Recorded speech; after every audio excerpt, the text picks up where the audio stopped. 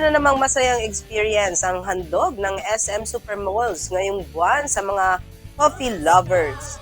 Dahil simula July 15 hanggang 31, 2025, ginaganap ang Coffee and Friends Hangout sa SM kung saan ang bawat sulok ng mall ay ginawang parang isang malaking cafe. Sa Coffee Fest, tampok ang mga kilalang coffee shops tulad ng CHN Cafe, Sunny's Coffee, Dunkin, Krispy Kreme, But First Coffee at Edna's Cakeland. Pwede kang magkape, maki-hangout, at magpahinga kasama ang iyong barkada o pamilya.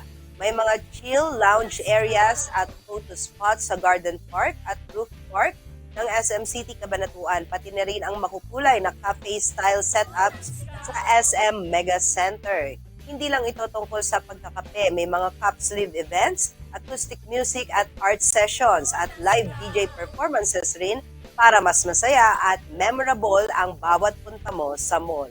Para po sa karagdagang detalye ay bisitahin lamang ang www.smsupermalls.com o i-follow ang SM Supermalls.